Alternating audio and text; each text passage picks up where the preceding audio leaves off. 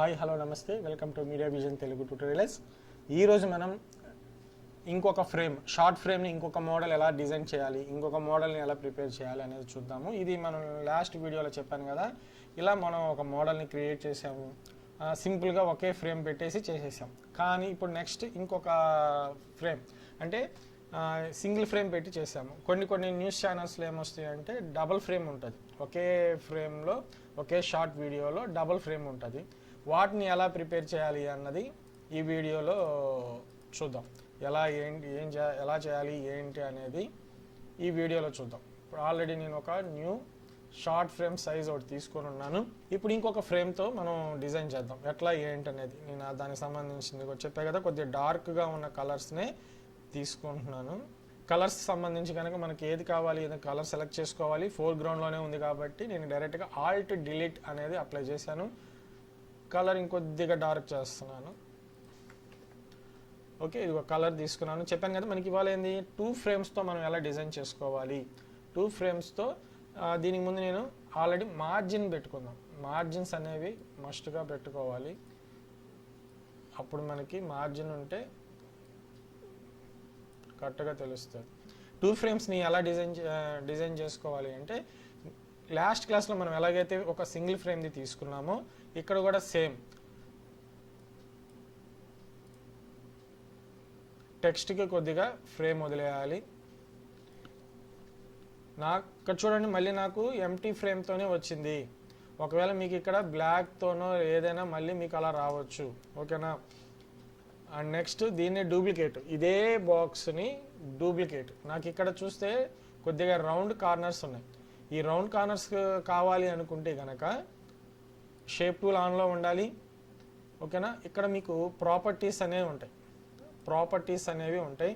ఇదిగోండి, మీకు ఈ ప్రాపర్టీస్ అనేది లేదు అంటే కనుక విండోస్లో మీకు ప్రాపర్టీస్ అనేవి ఇక్కడ మీకు ఇందులో ఉంటే ఏది మీకు ఇక్కడ ఆప్షన్ అనేది కనిపించకపోయినా కానీ ప్రాపర్టీస్ అనేవి కావచ్చు, కలర్స్కి సంబంధించింది కావచ్చు, లేయర్స్కి సంబంధించింది కావచ్చు, అన్నీ ఇక్కడ ఉంటాయి.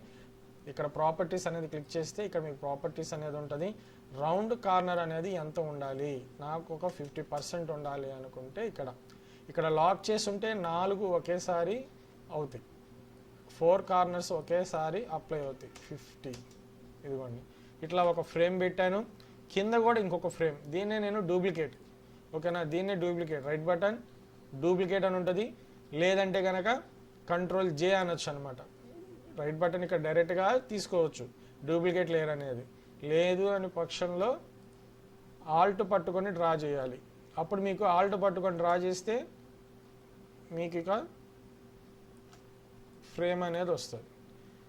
మీకు ఇట్లా సరిపోయిద్దంటే చూడండి, ఇది ఒక ఫ్రేమ్లోనేమో న్యూస్ ప్లే అవుతూ ఉంటుంది, ఇంకో ఫ్రేమ్లో ఏమో ఆ న్యూస్కి సంబంధించిన ఏదైతే న్యూస్ ఉందో ఆ న్యూస్కి సంబంధించిన ఫోటోని ఇక్కడ పెడతాం.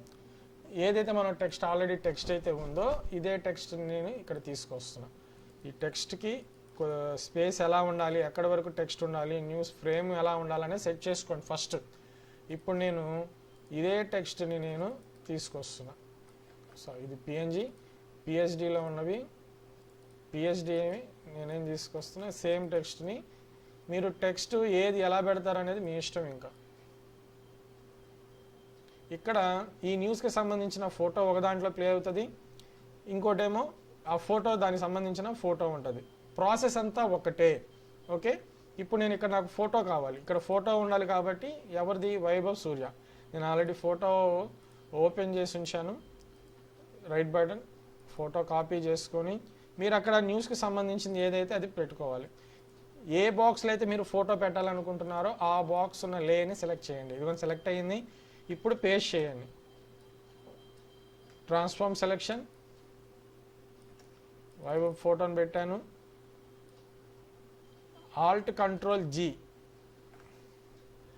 మస్ట్గా గుర్తుపెట్టుకోండి, ఏ లేయర్లోకి అయితే మీరు ఇన్సర్ట్ చేయాలనుకుంటున్నారో ఫోటో ఆ లేయర్ మీద ఉండాలి. ఇదిగోండి ఇట్లా నేను దీంట్లోకి ఇన్సర్ట్ చేయాలనుకున్నా కాబట్టి ఈ లేయర్ మీదే పేస్ట్ అయ్యేలాగా నేను ఫోటోని పెట్టాను. ఫోటో ఇక్కడ దీంట్లోకి ఇన్సర్ట్ చేశాను. షార్ట్ కట్ వచ్చి ఆల్ట్ Ctrl+G. దీన్ని క్లిప్పింగ్ మాస్క్ అంటాం అనమాట.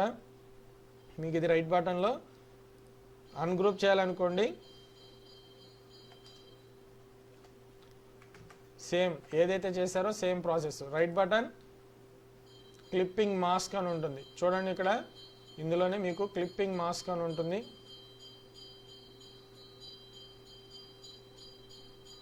ఓకేనా, క్లిప్పింగ్ మాస్క్ అంటాం. Alt control G. ఇక్కడ వీడియో ఫ్రేమ్ ప్లే అవ్వాలి. ఏదైతే మనం లాస్ట్ క్లాస్లో మనం చేసామో సేమ్ ప్రాసెస్ ఇక్కడ అప్లై చేస్తాం. ఈ ఫ్రేమ్ని సెలెక్ట్ చేసుకోవాలి, లేయర్ని సెలెక్ట్ చేసుకొని కంట్రోల్ పట్టుకొని అదే లేయర్ మీద ఇక్కడ క్లిక్ చేయాలి. క్లిక్ చేసి బ్యాక్గ్రౌండ్ లేయర్ని సెలెక్ట్ చేయండి.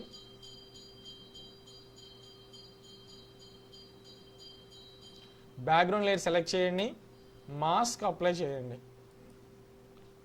సేమ్ ఇప్పుడు ఏం చేయాలి, కంట్రోల్ ఐ.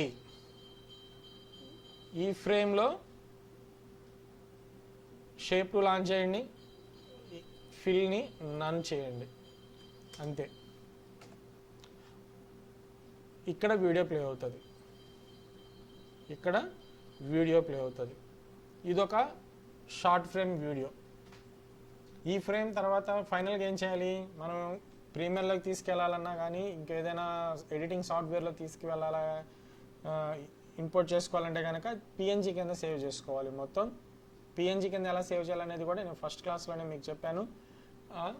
సేవ్ చేయాలి, పేరు ఇచ్చుకోవాలి, frame news frame to some ఇచ్చి ఇక్కడ పిఎన్జీ కింద ఫార్మాట్ పిఎన్జీ కింద పెట్టుకోవాలి.